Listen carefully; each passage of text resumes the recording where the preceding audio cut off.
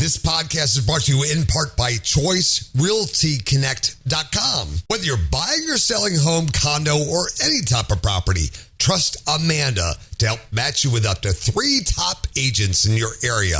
ChoiceRealtyConnect.com. Hey, all you rock stars from Washington, D.C. This is the Rock on the Money podcast, episode 149. Time to talk about saving, investing, and protecting all of your hard-earned money. We're here to coach you along the path to retirement and financial independence. I'm Craig, your certified master financial coach, along with Amanda. She is a corporate in-house lawyer and real estate referral agent. We're so grateful that you've joined us. Check us out on Facebook at Rock on the Money or the website at rockonthemoney.com. Hello. Hi. Yeah, I saw a news article yesterday by Fidelity. They did a study, and it says 91% of employees who are automatically placed in a 401k at their workplace upon hiring do not back out of it. If they're put in it, they stay in it. Yeah. I thought that was amazing. Yeah. People don't, people they're are lazy. Yeah. So I'm not surprised. That was actually, they did mention that in the article that, well, people just don't want to go through the bother of stopping it. Yeah. So they're used to it. They just, here's something that we brought up before is we know what fund they are put into in that 401k. Yeah. It's a target date fund. Yeah. Which is okay, but you can do a lot better. Better than nothing. So I guess it's better than nothing. But, so I've run into that myself working at companies and trying to get people to switch out of that to historically funds. But anyway, I thought, overall, hey, I'm glad 91% of people out there that are doing it are actually staying at it. Yeah, well, they're lazy, yes. Or they're only doing the minimum, which is probably like $50. Yeah. Which is not going to be enough, but I just found that interesting. Yeah. Okay, they're lazy. What are we going to do today? We've got a couple of questions from our followers. Okay, so I got this first question from a friend of mine, Lacey. And she sent me this, and it's something you've talked about a lot. Can you read that one? Sure. It says, am I crazy or is it consistent with what you know that high yield savings accounts are much lower today than a year ago? I went from 3% down to 1.9% and currently at 0.5%. I searched and found all the top ones are at 0.5. What the heck? That's so low, or am I reading it all wrong? So it hasn't just been the year. You probably haven't looked at rates in more than a year because it's been at 0.5% for over a year now. Yeah. 3% was what we were seeing 3 or 4 years ago. And then, it started to slowly creep down. It's all tied to the Fed's interest rates, which, it gets exciting when you want a mortgage and the interest rate is really low, but it's not so exciting when you just have a savings account with really low interest rates. Yeah. And I said, don't expect this to change anytime soon. So 0.5% is the norm right now. Yeah. Yeah. I said, don't expect to make money on savings, really. I mean, you make money on investments. Or you lose it. Or you lose it, but over time, you should be gaining more in your investments than you would in a savings account. But these savings accounts aren't intended to make money. They're there so that you have a very accessible liquid cash in case of emergency. And that's really the only money that should be in a savings account is something that you would need in case of emergency in a quick amount of time. And she mentioned, or if you're like saving up for like a down payment on a house, something that you need to use in the next 3 to 5 years, you wouldn't want to put it at risk in the market. Yeah. And the money that they have in the savings are buckets for projects they got coming up. And you don't want to lose it either. So it's actually safe. So, I mean, it's making slightly more money than if you just put it under your mattress, but it's about the same. Yeah. All right. Question number 2. Hey, everyone. Me and my fiance have a meeting with Fidelity to talk about starting a mutual fund. What are some good questions to ask during the meeting? I have a question. Why are you meeting with Fidelity? Yeah. This goes back to people really think they have to sit down with advisors of any kind. And you really don't have to. No, you don't. No, it's not that complicated as we keep saying. But if you are going to meet with them, at least they're at Fidelity, number one. So that's not so bad. Plus, you don't start a mutual fund. You invest in an existing mutual fund. Yeah, so I just want to make sure everyone's clear. Like, you're not going to be doing all this active creating a mutual fund. They have a list of mutual funds you select from, and then you put your money into that. because of that, and I'm not going to pick on the person that asked the question, it sounds like your terminologies are not correct. I would do some reading before you do this, because you're going to go in there and they're going to know you know nothing. Yep. And I'm not saying Fidelity would do anything. You need to know what they're saying. So you don't start a mutual fund. You're probably opening an IRA is what you're really doing. Yeah. Or you're moving a 401k over to them or something like that, but you're not starting anything. No. You're opening up an account. So that's probably what you're really doing. And they have a lot of free funds. They have a free S&P 500 mutual fund. They got a bunch of these.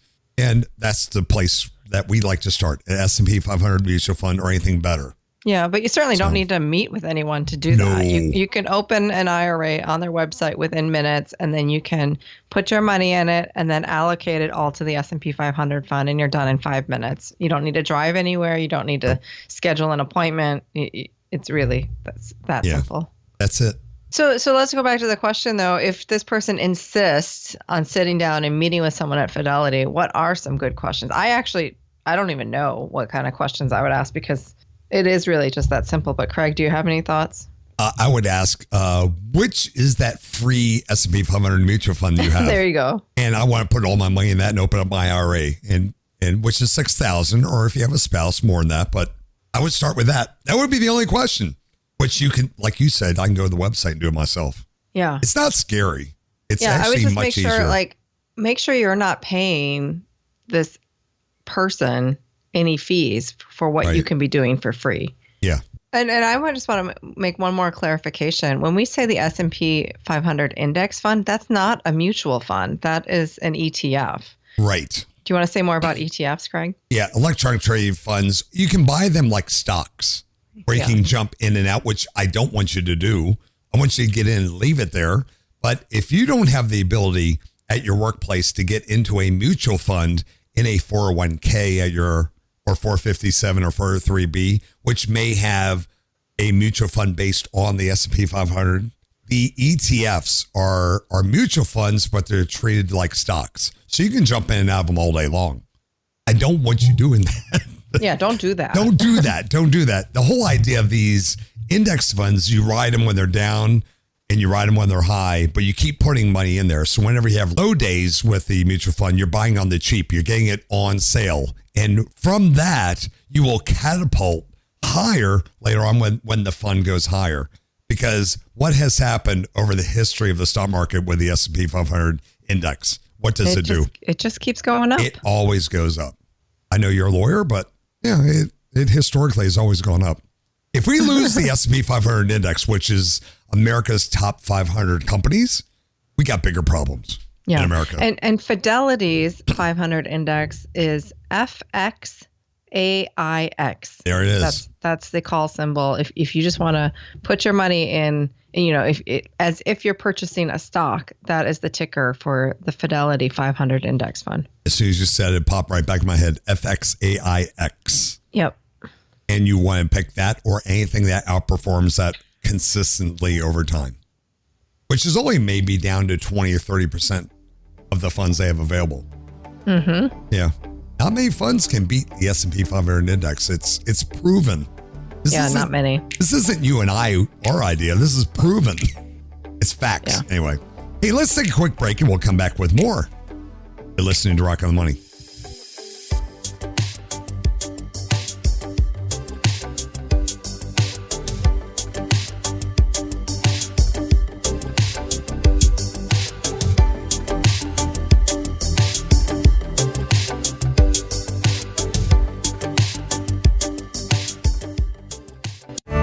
Hey there, rock stars. Amanda here with ChoiceRealtyConnect.com. Are you about to sell your home or excited to buy your first or next home? I'll be honored to help you find an expert to work with you in your local area. At ChoiceRealtyConnect.com, I'll help match you with up to 3 qualified licensed agents that specialize in your specific market. Choice Realty Connect serves every zip code in all 50 states with a network of 15,000 top-rated agents that are ranked within the top 5% for sales. Whether you're selling or looking for a condo, new construction, retreat, vacation property, or you're a first-time home buyer, let me connect you with the perfect top agent today. ChoiceRealtyConnect.com. The choice is yours. Amanda Braun is a Florida licensed real estate with a brokerage Realty Connect. Rockland, USA.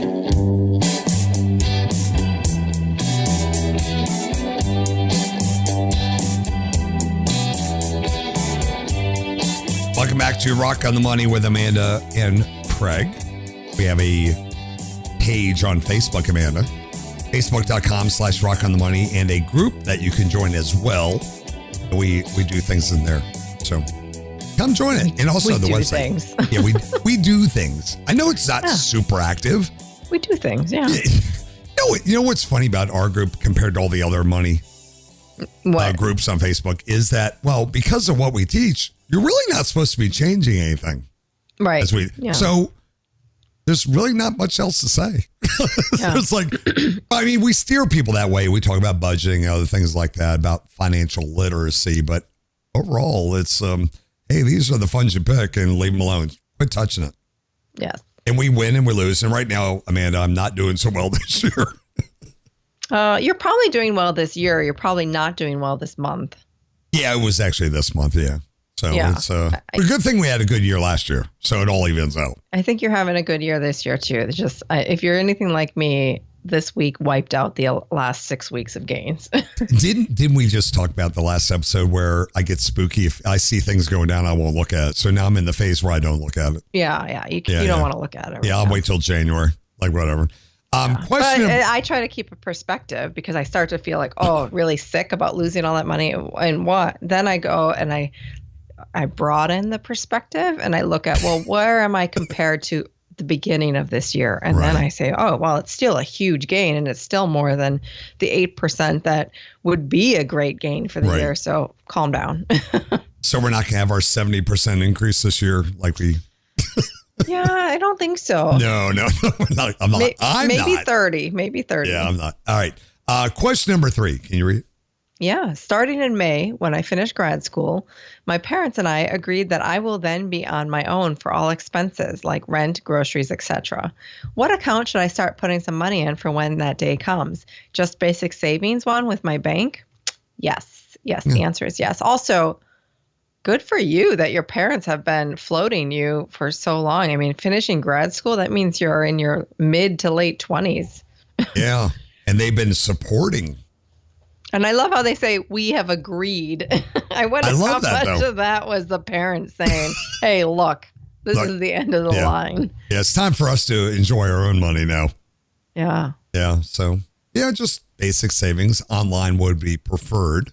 We like Marcus and I use Marcus by Goldman Sachs. As we talked earlier in this episode, most of them right now are running interest rates around 0.5%. So you're not going to get rich off of it. But the nice thing about online is that it's a little harder to immediately reach than if you just had it in an account that you could easily transfer or move into a checking account or, use a debit card to reach. So it would take probably a day to access it, which means it's harder for you to just spend on a whim. So it's a great way for you to save and not touch that money and not be tempted to touch that money. Bank where you have your checking account, they love if you put your savings account there as well, because then they know that most people are just going to transfer money back and forth all day long. Yeah. And fee it to death. Mm-hmm. Question number 4. And you can only make 6 withdrawals a month out of a savings account by law anyway. Question number 4. Yeah, I have a Roth IRA through Fidelity and a 403B plan, which is employee sponsored, that I have been contributing to. Can I contribute more than the $6,000 limit to my Roth? No. No, that's again another law. Yeah, another law. So your 403B plan, even if it's a little bit tricky. Let me try and clarify it. So 403B plan, that's similar to a 401k, and it's going to be subject to the $19,500 limit for anyone, I think, under the age of 50, 55? Mm-hmm. Yep. So $19,500, and you can designate all of that to be Roth contributions. So then, yes, you would have $19,500 in Roth going to 403B, and then $6,000 to an IRA. Whether it's Roth or traditional, the limit is $6,000 total combined, maximum for the year. $6,000 is the total limit to an IRA Roth is a great way to do it so that it'll be tax-free when you make the withdrawals, as long as you're eligible for Roth contributions. There you go. Very simple. Now, there is a backdoor Roth. Yeah, that door might be closing. Actually, in the last week or two, there's a whole lot of talk about the IRS. They've hired a bunch of new agents. Did you hear about this? No. They hired a bunch of new agents, and they're really going after people that aren't not paying the taxes. You know why? We've apparently given out a lot of money, and we got to pay it back. So the only way to get it back is to go after the people ain't paying. Who are evading paying their taxes, yeah. So I know there's a topic you don't like to talk about, but one thing they're really going after is the crypto people. Yeah. Because a lot of people are day trading their crypto. And if you hold it, it's like a mutual fund. Well, you didn't cash out. You're good. But once you cash out, you got to pay or claim on the loss, whatever. But there's some new guidelines on the IRS website that came out, 3 days ago, clarifying about crypto. And basically they're saying the same thing if you cash out a stock or anything. You got to pay on it. So yeah, it's just like anything else. If you have income, you have to declare it no matter the source. And that's why, Al Capone was put in prison on tax evasion, not his other crime. So everybody out there that may or may not have their Dogecoin and all that stuff, which I don't have. Yeah, if you're selling cocaine and you're making a profit, you better tell the IRS. Yes, because business is a business. So yeah. But they're hiring a lot of agents, and they're going to start cracking down on people because there's a lot of people who do not pay. Yes. That.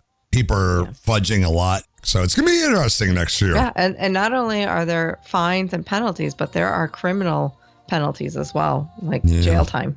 Yeah. Ouch. I'm too cute to go to jail. That cannot happen. Yeah. I'm not going.